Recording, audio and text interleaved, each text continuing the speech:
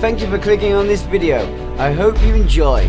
And if you do, then don't forget to like and subscribe. Ring that notification bell so you stay up to date on further content. Greetings and welcome to Shallow Star. I am the Renegade Rashad and this is Star Trek Online. Starship Review Video. Welcome aboard the Shallow Star RE. This yacht will be taking us to dock. Some of you were there live. Rest of you, you're coming slightly after. This was our first attempt at a live review, done live streaming over on Twitch. Now for those that have come slightly behind, I see no Temporal agents were late, but Section 31, you're a bit behind there. Delta Squad, nice to see you. Aha, I see some of the Klingons are here too. Welcome one and all, captains, commanders, or whatever rank you are, to this Tier 6 ship review, where we'll take a look at one of the most frighteningly good raiders going. Thank you to those that was able to join me live. I do appreciate your input you had. But for now, allow me to introduce, she is the absolutely stunning HERALD BALTIM Heavy Raider. Those that know me know I'm not a Heavy Raider type flyer, at least not normally. I do have a favourite Raider to fly, and I do kind of like a different Heavy Raider. And I've always found a Pacific lower rank Heavy Raider to be quite a admirable ship to take into combat, considering what normally happens to her. But this one's got some stunning stats, so it's going to be fun reviewing this ship, I think. So first of all, hello Tarbis and JL, we've already spoken in chat. Welcome to the rest of you here, and let's begin with the major final points on this beautiful ship. So she is a Tier 6 ship. Many of you know, up to this current point, she's, well, she being a Tier 6, you'd think she is scaling, but I've not seen any amount of details yet that tell us that this ship will scale like the other Tier 6 ships. So I don't want to be talking too much on that degree, and I'm going to kind of avoid that subject with this ship. Thank you for a size, indeed, JL. That's going to be quite the interesting point to bring up in a little bit. Further on, we get to my favourite part. Bearing in mind that she is a Raider, her hold strength is not going to be specifically grand or amazing. However, well, she's not really among the low category. She's a little bit less than one Raider, but otherwise she stands higher than the other four I've got in comparison here. Now I can't speak for all Raiders, but with her beginning stats being 31,500 at level 40, at level 65 she peaks at 47,250. This puts her against the Marquis Raider slightly weaker, since the Marquis Raider is a nearly 50,000 stat at level 65. But then the closest one to her is the Marauder Theta class Heavy Raider. The others in comparison are much lower. The poor Kazon Heavy Raider and its Tier 5U ranking still doesn't compare. That one only peaks at 40,500. She's got a lot of hull progression to her. And as we continue on, you're going to find that this is just going to get stronger. Much stronger. Her hull modifier is a interesting 1.05, which Comparatively speaking, again, obviously classes are above. The Marquee Raider, obviously by now you can tell, is a 1.1, so you've got the feasible differences there. But a shield modifier actually outmatches the Marquee Raider and outmatches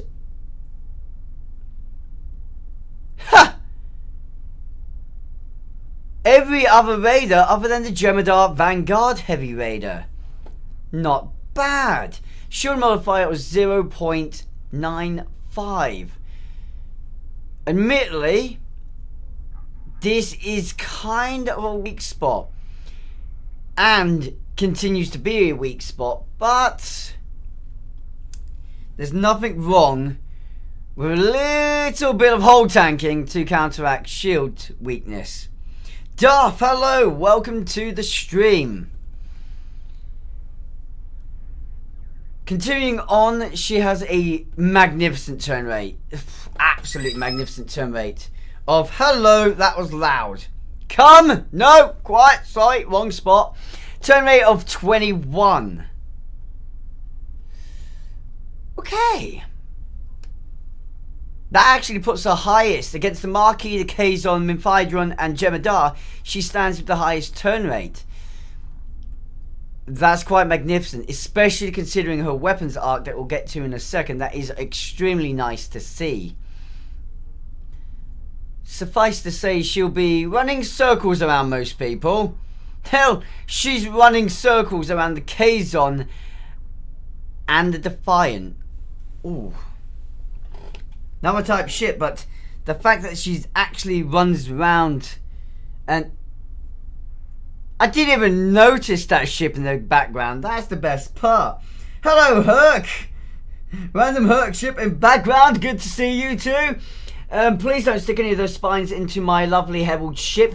I would be most unappreciative. So, yes, to keep on going, her actual inertia rating, which is the next important point to bring up with her turn rate, is 80. This ship has got massive potential to drift around an enemy and keep the enemy in the forward arc. The potential of this is, by keeping an enemy in your forward arc while circulating around them, gives you the ability to fully drain their shields off. But by now, especially if you're flying a ship that, per se, is using phased Tetrion or other builds that enable you to massively drain a ship's shield strength. Essentially speaking, this ship has some drain potential, and of course, she's a Raider. She has massive DPS potential, which is going to keep on going. The next score for her is, I'm not sure how I'm too phased on this one. It's an impulse modifier of 0.23. Now, yes, she scores higher than every other ship I've got comparatively here. Much higher. She's got 3 points higher than... No, 2 points higher than all of them. 3 points higher than most of them. Only the Marquee Raider is trying to come close. However, I've come to find with impulse modifiers, it's... when it's such a small gap, it's not as great to see. Probably would have preferred, considering what she shows so far already from maneuverability, would have been great if she was one of the first to be a 0.3, but hey, no complaints coming from me. That other Raider is getting awfully close to my butt. Please, I don't want forced penetrations here. That would be quite inappropriate. I feel like I'm getting stared at. And it's gone. So, continuing on for the bonus power settings. This is an interesting one, and actually is where she differs greatly from all others on this list. With the exception of the Maraudon and the Herald, which are matching. I'm saying all others because I did go and look at the other Raider types just for a backup to me. Now, It's a pity to see that the Kazon only has the plus 15 of power settings, because the Herald comes with plus 15 to weapons power and plus 5 to engine power. Personally, with what this ship shows and displays already, it would have been nice if that was a 10-10. But with 15 and 5, that's still quite a bit of additional power.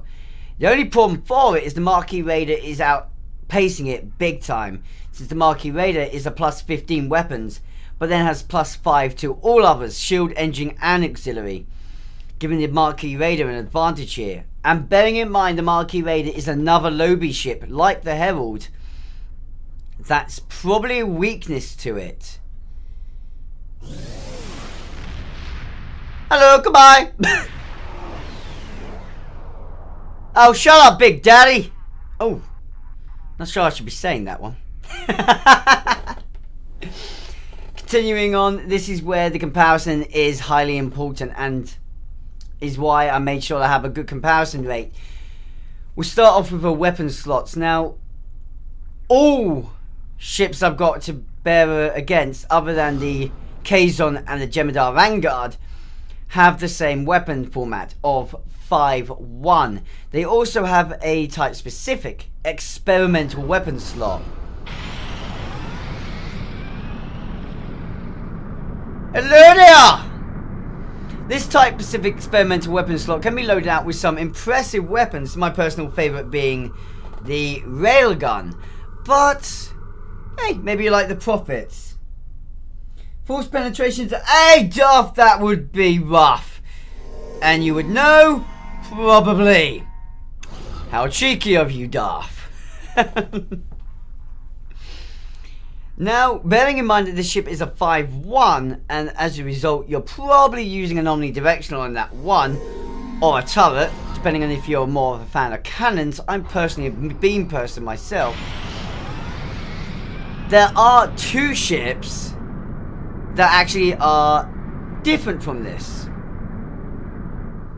These are the Kazon Heavy Raider at Tier 5U and the Jem'Hadar Vanguard Heavy Raider. Both of these are 4-2s with the advantage again of still having the experimental weapon. Ouch, that's a little loud, whatever's doing that noise. Now, all I'm going to say is that gives the Vanguard and the Kazon the advantage here, purely because by having that one extra aft slot, when the enemy does have the advantage of getting behind you, you still find yourself able to keep in with the fighting. You can have mine drops from that one, which is coming to be a lot more handy to have here.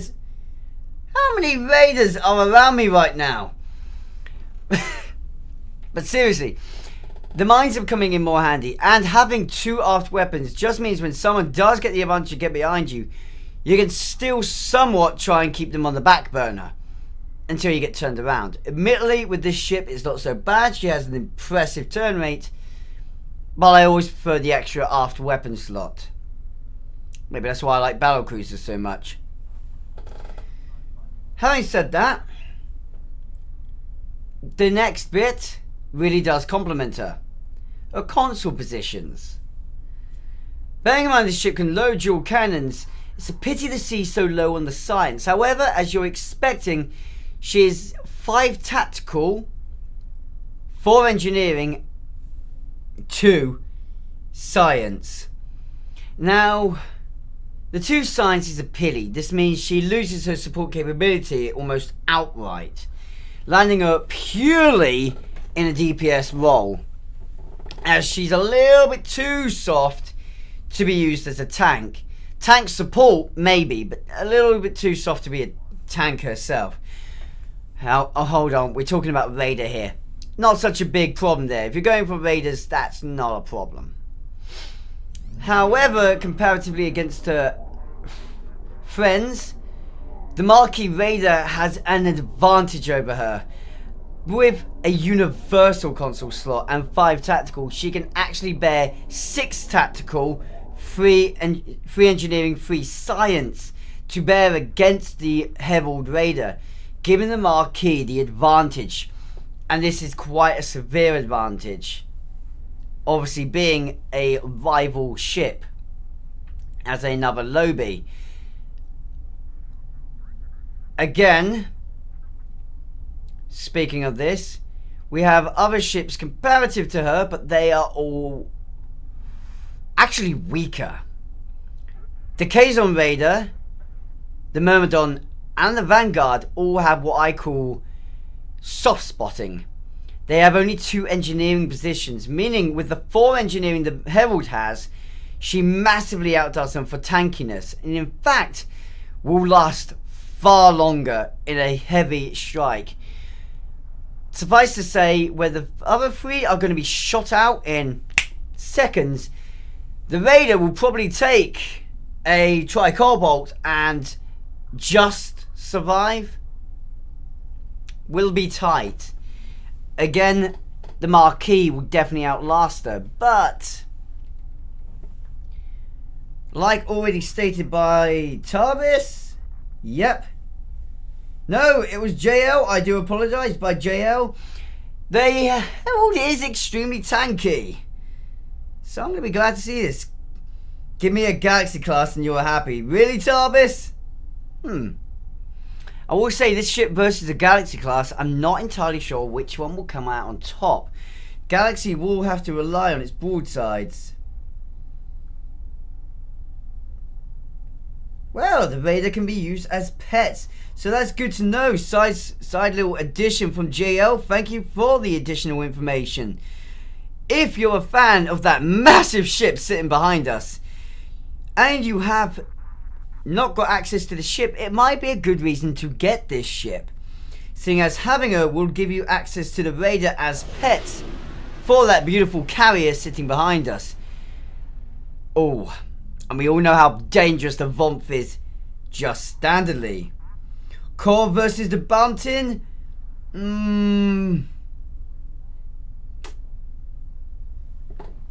I would give it to the Core, maybe. The only core I've used was extremely maneuverable, which will degrade the BALTIM's effectiveness. Was also quite good at holding ships in place. However, that's a good time to get onto the bridge officer position comments. This is where this ship is probably at its strongest. It's a Raider. Raiders specialise in the universal bridge officer position. And again, this is why holding the ship in place is so just effing difficult. Excuse my French. She stat comes predictably with the command tactical position. This was a predictable and obvious position that was going to come with it. Now I'm going to say right out that she beats the Kazon here, just because the Kazon is strict 2.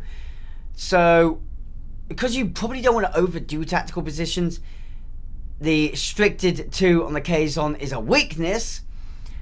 All the others match it with 4 universal positions, but oh dear. Looking at this, I'm going to say the Vanguard is the only one with a superior, as its next specialized universal position is a pilot type. Raiders really do gain a huge advantage from pilot positions. Good to see then that the Herald BALTIM has one. First of all, you have your Lieutenant Commander Universal Intelligence position. Intelligence is great, gives you the ability to do some surprise hits and cripple your enemy. Great, but it doesn't complement the ship's maneuverability function. The next universal position is a Lieutenant Commander Standard Universal, but then we get onto the Lieutenant Pilot position. Happily seeing this position means although it's limited to only 2 pilot abilities possible, you do have the ability to really boost this ship's maneuverability speed and as a result its offensive power, greatly complementing this ship's output. Again, only the Vanguard surpasses it as a result. Final universal position is an Ensign. I don't really any kind of ensign position I don't really count into the equation. It's a good thing all of them have one. Not bad. Suffice to say, this ship is definitely scoring quite highly with me. I do believe, however, the Marquis Raider is superior. However, that's just me. I'm a bit of a pain in the butt. I do have a soft spot for the Raider. Jem'Hadar Vanguard Heavy Raider, a Zen ship. I'm going to put on equal terms with it. At this present moment in time, I would put them equal. Minthradon and Kazon, they are definitely out of the running in comparison to the Heavy. To the HERALD BALTIM Heavy. Which is nice to see. So I'm no longer going to bear the other two in mind. On to the wonderful Admiralty Stats. Now this is something, I know some of you guys taking advantage of the Admiralty position. I do appear to be being swarmed. It's a little bit disconcerting, but I feel like I'm partially safe. They can't get close enough. The dock is protecting me. I hope. So, onto her Admiralty Stats. She is an impressive 37 engineering, the predictable 57 in tactical, but science is 32, which is not as low as I was expecting. In fact, it's higher than I was expecting, and yields this ship into a good standing. Actually better than the Marquis here, since the Marquis suffers in the tactical and actually sits more as a balanced Admiralty set. 35, 56, 35. Jem'Hadar, as I've stated before, is also sitting fairly balanced but has a weak science. This one means that the HERALD BALTIM is actually the superior Admiralty ship. Not so bad. But meh, I'm a captain. What about you guys? Suffice to say, I would have to drop this now and raise to a newer question. So happy that I can drop out my Twitch on phone now to actually get onto the better question at hand. What kind of trait and console does she have? Now, I am going to say right now that she is sitting with... Whoops! Get off the screen, you suck dash! She is sitting with quite the interesting loadout. As you get her standard, she comes with a beautiful console. It's typical deflector, impulse, warp, and shields. Just very rare you see anything special there. A substandard experimental. You can throw that in the trash right away. I'm not going to even bother talking on that. It's trash. And some pretty damn good weapons. Suffice to say, I wish I got an omnidirectional one of these while an omnidirectional was available, as I'm a huge fan of them, but never really had a good loadout. So, let's start off with these weapons. Now, the HERALD anti-proton arrays are quite impressive. You can get them in all weapon types, and actually, apparently, there is a torpedo variant too. Nice to know. These weapons are not available to be upgraded, however, with what you get from the ship.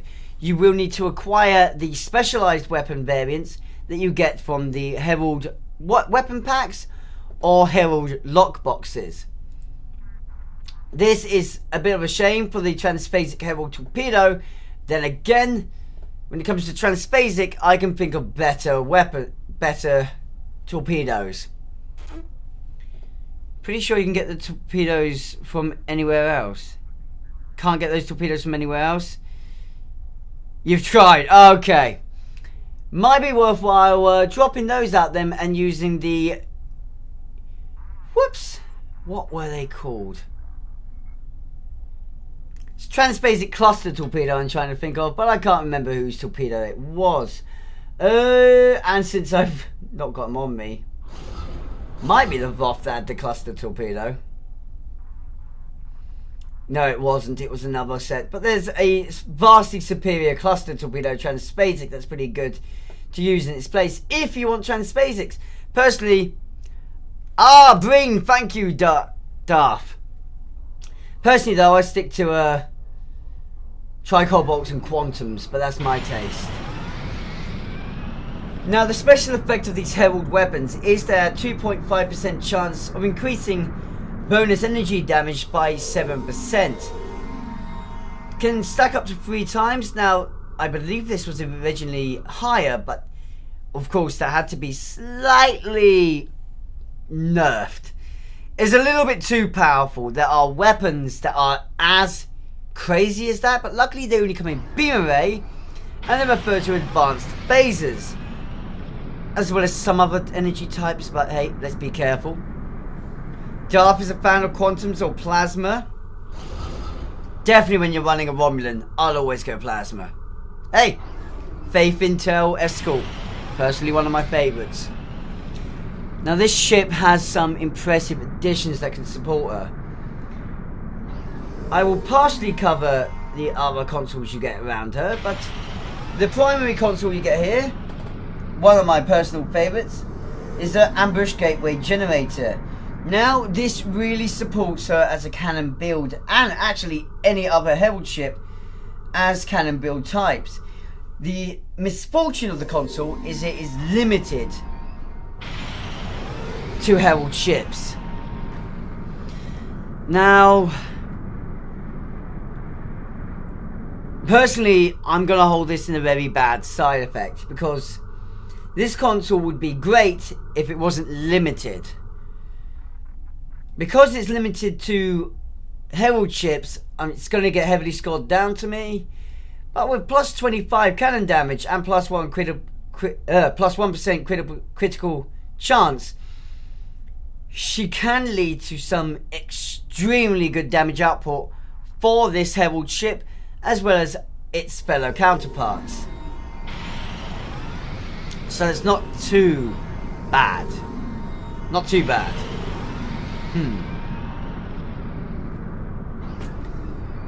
Continuing on, her active ability for the ship is the Ambush Gateway. So to yourself, you get a teleport. Now some of you may be able to think of similar consoles.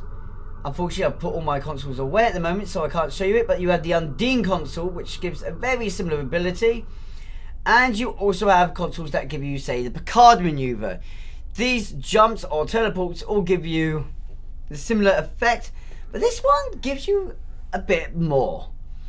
Her plus all damage and a plus critical chance, plus 35% bonus all damage for 15 seconds, and plus 5% critical chance for 15 seconds, is actually slightly more powerful. I'll see you in a second, JL. Suffice to say, I would be using this console in opposed to the other appropriate rival consoles, purely because to me this is the superior console, which will score it up for me. Overall, for consoles like this, I'm going to have to give her a lovely 7 out of 10.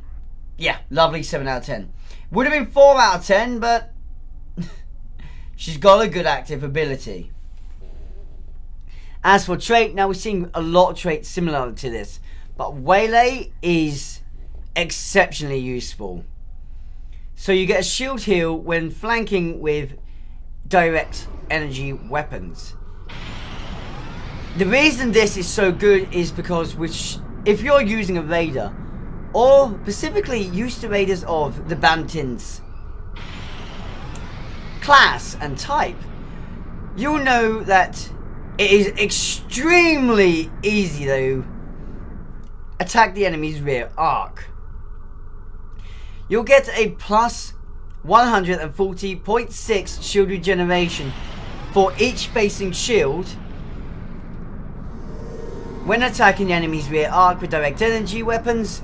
So, suffice to say, the raw advantage of this ship being able to quickly turn about and take an enemy from the rear, giggity, is now improved greatly by Waylaid. On this ship alone, it will definitely get a 10 out of 10 for me. As an overall trait to use with other ships, yup, giggity. With other ships, well, other raiders, again, I'll still give a 10 out of 10. Raiders, you will easily be flanking enemies. Onto escorts, she starts to weaken. But she'll still get 9 out of 10, because if you're good with your ship builds, you're still flanking with any escort. Science ships, 6 out of 10, and cruisers, you know, it's no point in counting.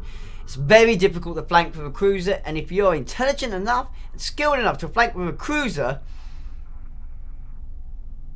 I'm never fighting you, okay? I'm never PvPing against you. It's not happening. If you can flank in a cruiser, I'm doomed. One should always be taken. Darth, you cheeky fellow. Be careful, Section 31 might not find out an appropriate comment, or they're Nope, they're laughing back there. Darth, you get a pass for Section 31. Especially Delta Force.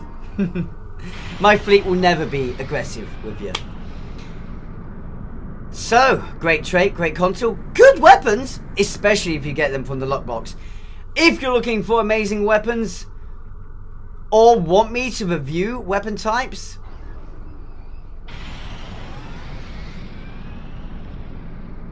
if you can flank in a carrier.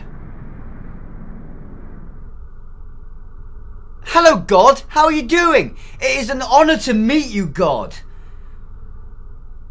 A turn rate of 6, low impulse rates, and very poor inertias, and you can flank in one of them? I like to think that carriers are amazingly strong ships. Would I use the Raider against a carrier? Yes. Because I'll be flanking that ship so hard that even someone of my low skill level will be able to flank that ship. Quite good at flanking your Herald. Oh, god damn it, JL. No, you're not fighting me in that ship. Ever. Not happening. Not gonna happen.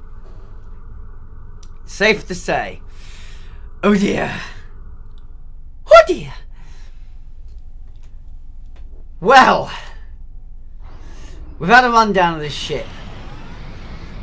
Things are interesting. I will say on YouTube you're going to get a sudden split, but now I'm going to build this ship to be used by me so we can take this ship into stage 2. I can't count, people! Ooh, nearly swore. Stage 2. Well, we'll see this ship in combat. This should be interesting. First of all, I need a bloody relentless. Stage 2. Hello, Kazon. Isn't it lovely being here?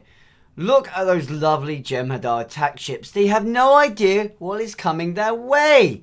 Silence is maddening. Darth, you're not wrong. Now, I will use the console, but we'll test it on something a bit more harder hitting. Let's have some fun. Standard settings for power settings. They're all balanced to get an average output. Ordinarily, I would test this ship in its bog standard state, but hey, who's going to keep this ship in bog standard? If you've got Lobie, you've also probably got a lot of extra equipment. So let's see how she does, shall we? Hey! Hey you! I want your attention! Hit me!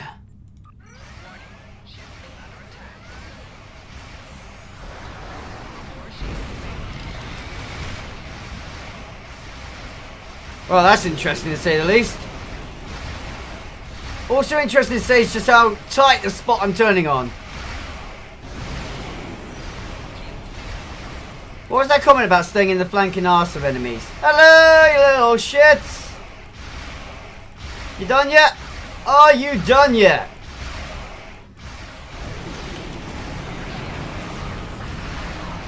Not to be harsh, but you all suck.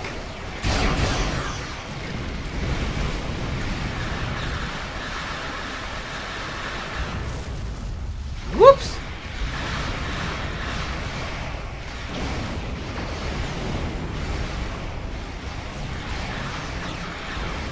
Not bad. Woo!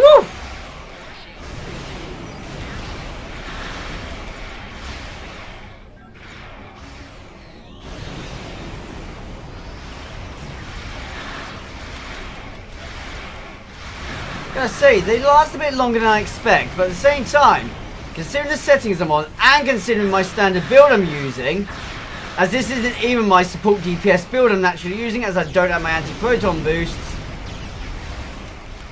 I'm not going to complain too much. The ship's doing very well. Survivability has actually improved quite well as well. Hello over there, how you doing? I wonder what focused fire will do on you. Let's try it. Let's try a little bit of focused hatred.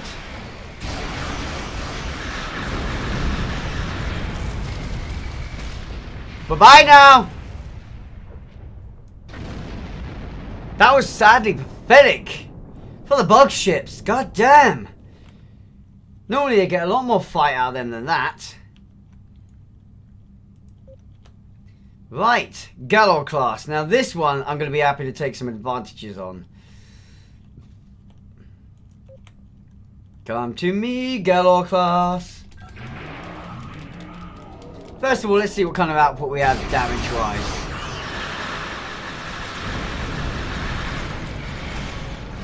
I do love the look of the Dephelic anti-protons. They are absolutely beautiful weapons.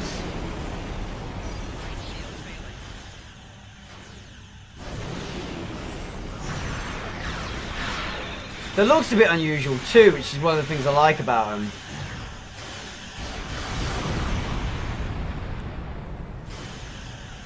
Consider the penetration damage we've had so far, it's not too bad. You're definitely seeing her weaknesses come a little bit of play though. Not bad for one of my builds, I will say, however. Let's try and take advantage of a high output again. Holy moly, that puts you right on the arse. If you come out of that too quick, you're actually going to overtake the enemy ship. That's saying something. That was exceptionally effective. As a DPS console for combat, that is extremely effective. I think you can only use that every 2 minutes. Shit in the other. I did a huge amount of damage as well as a result.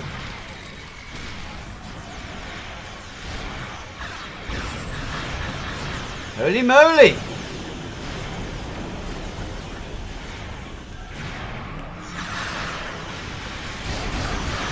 I do love the magenta look to these Dephelics. Too bad the heralds aren't that sort of coloration. No, the heralds are a blue-black. Which again I ironically like. You got a lot of good anti-protons during that period, didn't you? Not gonna lie, I can't complain at that factor though. Safe to say, she's an impressive ship. Shall we go all out against a Kazon? Would be interesting to see. Now we've got to be a little bit more cautious though. Oh, don't get me just yet. Whoopsie! I wasn't ready for you, you son of a bitch.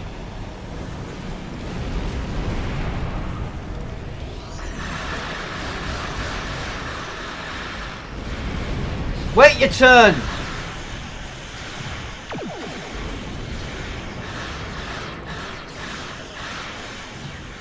Whoops.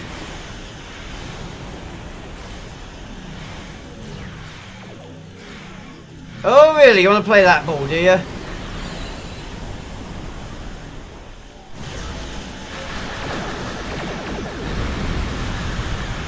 Oh god, I missed that one too much. Oh crap.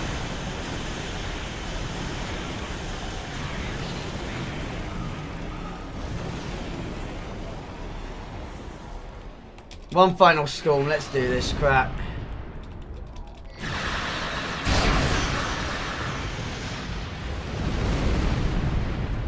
Bye-bye now! You suck! You're a dick. Not proud of you, but you're dead now, boy. But I know. Not gonna lie, kinda glad to see this ship.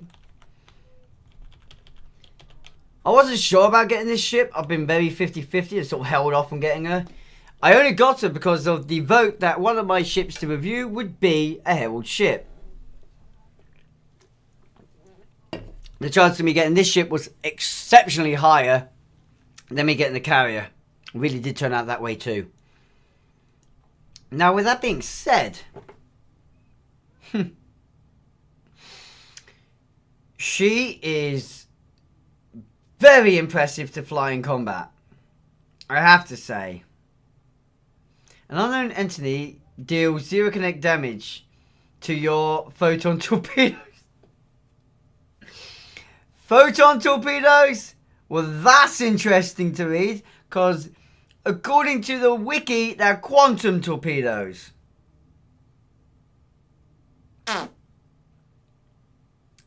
Someone remind me to get some photon enhancers, because those torpedoes have never been enhanced with me. Then again, not so bad.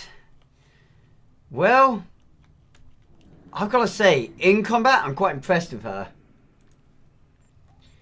She lands a lot of potential. Among the Raiders, probably the highest. She's definitely been my second best to fly out of all Raiders that have flown. And considering the Klingons have some of the best Raiders. Pretty sure that was you.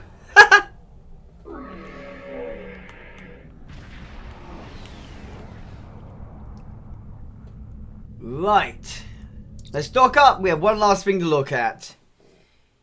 The customization. Now, I'm not expecting the potential customization to be too good. Normally something I'll discuss a bit more in detail with the visual reviews, but this is going to be quite simplistic, so we'll throw it in here. I mean, we all know where this is going, right?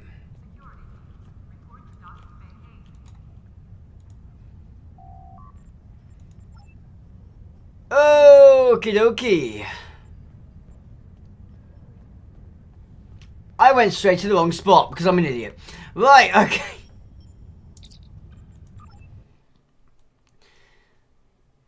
The final stage before the overview or conclusion. Template BALTIM, Iconian interior, so we're going to have a look at that, aren't we? Oh, it's going to be beautiful to have a look at. You have the Iconian material and Iconian type 2. Ooh.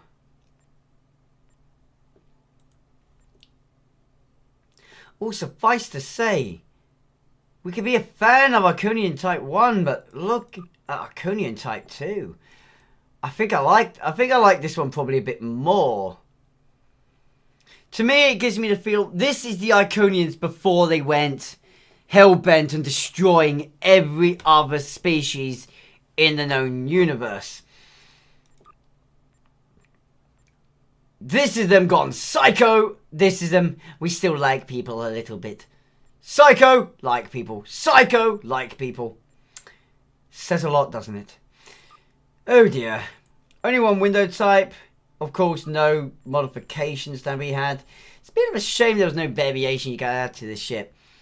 Like perhaps take away the floating elements, or do a version of the spikes where all these are actually definitely attached to the ship. That would have been absolutely amazing to see. Give a more rustic feel where it doesn't look so absolutely beyond advanced. Then again, Iconians are just stupid advanced. So it does make sense to have only this sort of look. Hey, I'm not going to complain. It's a good touch to the ship. I'll have to give her that.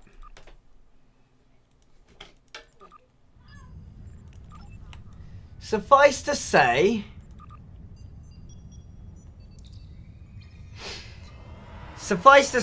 if I was given this ship overall scores, this is probably where I'm going to be a little bit strict with her. Maybe too strict. I don't know. You guys tell me. But one thing I always do is score ship's flexibility. And of course this ship isn't flexible in the slightest. However, she still has gifts and touches from the other aspects. She's not fully that DPS monstrosity that you come to expect from Raiders. She can, and she feels like it, play quite friendly. As a DPS ship, there's no way you can deny she easily gets a 10 out of 10. Mostly because, despite a lacking ability to boost cannon weapon potential, which is normally done via scientific console positions, her own console boosts cannons, as well as the fact that she is naturally overall good with cannons, especially heavies. She then has the beautiful engineering proficiency that allows her to take a lot more damage than your modern Raider. If I was flying her, if I was flying any other Raider like I just flew her, I'd have definitely blown up at least once there. Hell knows, I definitely wouldn't be flying in the anti-proton build. So it's safe to say she is a tough cookie of a Raider. For that reasoning, I will give her bonus points in the side of survivability and her actual engineering stats. Scoring her, I'm going to score her a lovely 7 out of 10. Which is much higher than I would normally score Raiders. Normally they score very lowly. Science is still sticking to the low parameter of 5 out of 10. But hey, again, it's not too bad. She is a Raider and very good for that quarters. Now the sad thing to say is she worth 900 Lobby? Well, if you guys have ever done the maths to figure out how much that is in pounds, real life money, I'm pounds sterling, I don't know what you are. In pounds sterling, it's a lot of money to go from 0 to 900. Is she worth that compared to the other ships amongst Lobby ships? No. Unfortunately, no, she's not. There are plenty that are better than her, as stated by a specific other individual TARDIS. The Kelvin Dreadnought, for a start, is far more powerful, much better survivability, and far more flexible. That's just taking one of them. You've got the Temporal Dreadnought. You've got the more recent Folian ship. There's a few that are better. Among the Raiders, however, though, if you are specifically a DPS type flyer, among the Raiders,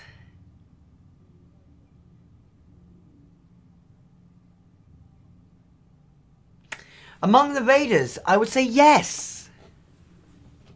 Certainly. She definitely feels very well into a parameter. If you've already got 1 or 2 Herald ships, she makes a good addition, especially since she supports the carrier. Secondly, she isn't too weak compared to the other Raider ships, and among the Lobies, she's only beaten really by the Marquee Raider. And the only escort to beat her, really, amongst the Lobby ships for DPS potential would be the NX. So, yes, she's worth it. Against Zen ships, however, as just stated by Darth, the Zen set, such as the Core, well, Zen ships are far cheaper to get. We know this. And as a result, they naturally have an advantage. Can she counteract the Raiders among Zen ships? No, the Jemadar is superior. And Jemadar can be used on any. However, I would say that's the only Raider, Zen, that I wouldn't want, say, she ups on. There are plenty of Klingon raiders that are pretty damn good. But she either equals them or can surpass them. And, like stated again, she gives the Herald carrier an advantage if you do have her. So, yeah, she has an advantage there. Now, if you look for her in the under energy credits and the exchange, around 200 million EC to be exact. That's not bad pricing. It's a bit unfair. Let's play fair. It's unfair, but that's the way the exchange works. She's good pricing, however, in there. Not too expensive, and a great addition if you have the EC to spare. Chancellor 7. She's good PvP. In the top 5 for escorts, you would say. Yeah, I can see it. She definitely had... In the PvP side of things, I'm not a PvP player myself. I'm definitely strongly PvE. But I have heard her reputation enough that even among what I know that if you see this ship come into combat against you in PvP, you'd best be good on control. You give this Herald any kind of leeway in a match, and she's going to start running circles all over you and literally trouncing you. It is paramount to keep this ship under control, and that is difficult to do, actually. Do I recommend her? Well, overall, since I will score her 8 out of 10, yes, I do recommend picking up this ship if you can afford to get her and have the chance to get her. Lordies, she's fun to fly and she's a pretty ship. We'll give her that. Gotta give her that. Amelia would not have got her if it wasn't for the vote for me to review a Herald ship. I am now regretting my train of thought in that. I think I'm going to have some fun flying this ship from time to time.